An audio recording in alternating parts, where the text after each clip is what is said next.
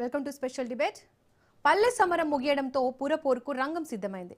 తెలంగాణ అసెంబ్లీలో జీహెచ్ఎంసీ చట్ట సవరణ బిల్లు, మున్సిపాలిటీల సవరణ బిల్లు గవర్నర్ ఆమోదం పొందడం లాంఛనమే కానుంది.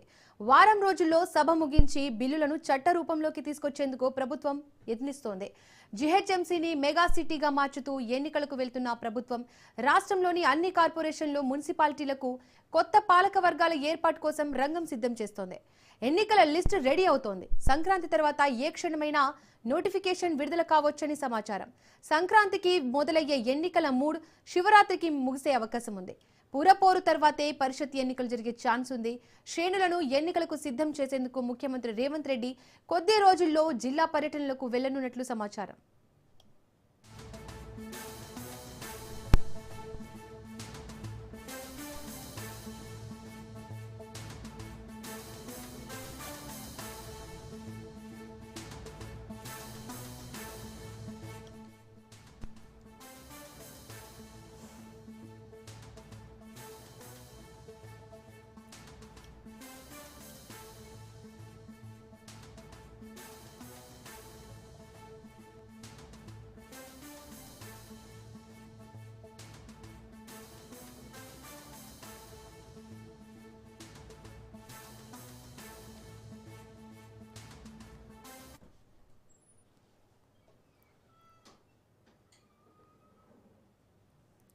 పల్లె సమరం ముగియడంతో పురపోరుకు రంగం సిద్ధమైంది. ఇక ఇదే అంశానికి సంబంధించి మరింత విశ్లేషణను మా ఇన్పుట్ ఎడిటర్ శ్రీకాంత్ అందిస్తారు. Over to you Srikanth. Deepika, thank you. మొత్తానికి మరొకసారి ఎన్నికల నగార మోగబోతోంది, స్పష్టంగా కనిపిస్తోంది. ఇప్పటికే ఇందాక మీరు చెప్పినట్టు పల్లె పోరు ముగిసింది. ఇక స్థానిక సంస్థల్లో మండల ఎంపీటీసీ, జెడ్పీటీసీ స్థానాల ఎన్నికలు ఇంకా అట్లాగే పెండింగ్లో ఉండబోతున్నాయి. సో మున్సిపల్ కార్పొరేషన్ ఎన్నికలకు అడుగులు వేస్తోంది. సో రాష్ట్ర వ్యాప్తంగా ఉన్నటువంటి 117 మున్సిపాలిటీలు, 6 మున్సిపల్ కార్పొరేషన్లలో ఉన్నటువంటి వార్డులకు మొత్తం కూడా ఎన్నికలు జరపడానికి రాష్ట్ర ప్రభుత్వం సిద్ధమవుతోంది. దీంట్లో భాగంగానే ముఖ్యమంత్రి రేవంత్ రెడ్డి అన్ని జిల్లాల పర్యటనకు కూడా వెళ్ళబోతున్నారు. ఎన్నికల సంఘం కూడా పూర్తి స్థాయిలో సిద్ధమవుతోంది.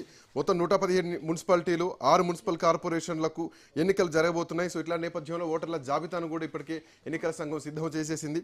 ఆల్మోస్ట్ ఈ 5వ తారీఖు లోపు ఒక క్లారిటీ ఇచ్చేటువంటి అవకాశం కూడా కనిపిస్తోంది పూర్తిగా. ఇక రేవంత్ రెడ్డి ఈ నెల నుంచే జిల్లాల పర్యటనలు కూడా చేపట్టబోతున్నారు. ఐ థింక్ 1-2 రోజుల్లోనే. సో మోస్ట్లీ 3వ తారీఖు నుంచి రేవంత్ రెడ్డి జిల్లాల పర్యటనలు చేసేటువంటి అవకాశాలు కనిపిస్తున్నాయి.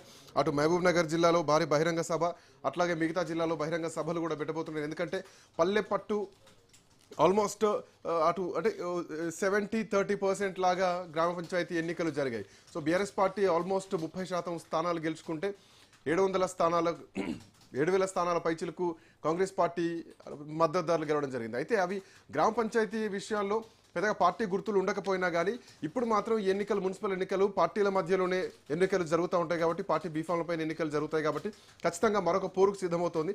అయితే రేవంత్ రెడ్డి గతంలో అంటే ఆయా జిల్లాలు తిరిగి బహిరంగ సభలు పెట్టి ఎక్కడ ఏ జిల్లాకు ఏ పుణ్యక్షేత్రం ఉంటే ఆ పుణ్యక్షేత్రం మీద ఒట్లేసి మేము నిధులు ఇస్తాం, ఇది చేస్తాం, అది చేస్తాం అని చెప్పినటువంటి రేవంత్ రెడ్డి మళ్ళొక్కసారి జిల్లాల పర్యటనకి వెళ్ళబోతున్నారు.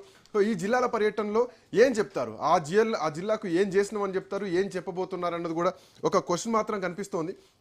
మాట్లాడడం ఎన్నికలు నిజంగా చెప్పాలంటే మళ్ళొక పొలిటికల్ వార్ అనే చెప్పాలి.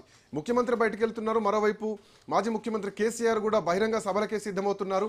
అటు మహబూబ్ నగర్లోనే బహిరంగ సభ పెడతామంటూ కూడా ఇప్పటికే లీక్స్ ఇచ్చారు. ఎప్పుడు పెట్టింది ఇంకా క్లారిటీ లేకపోయినా కానీ ప్రజా ఉద్యమాలు చేస్తాం, ప్రజల్ని చైతన్యవంతం చేసి మేము ప్రజల నుంచి కొట్లాడతామంటూ కేసీఆర్ మాట్లాడుతున్నారు. సో లోక్సభ ఎన్నికల తర్వాత భారీ ఎత్తున ఒక ప్రచార దిశగా కేసీఆర్ వచ్చినటువంటి నేపథ్యం లేదు. ఇప్పుడు మళ్ళొక్కసారి కేసీఆర్ కూడా బయటకు వస్తున్నాను, ప్రజా ఉద్యమాలు చేస్తామని మాట్లాడుతున్నటువంటి క్రమంలో ఇటు రేవంత్ రెడ్డి, అటు కేసీఆర్ 2 బహిరంగ సభలు జరగబోతున్నాయి. సో ఎట్లా ఉండబోతున్నాయి మాట్లాడదాం. కాంగ్రెస్ పార్టీ నుంచి కార్తిక్ గారు, at the same time Kamboj Venkateswarlu గారు బీఆర్ఎస్ పార్టీ నుంచి అందుబాటులో ఉన్నారు.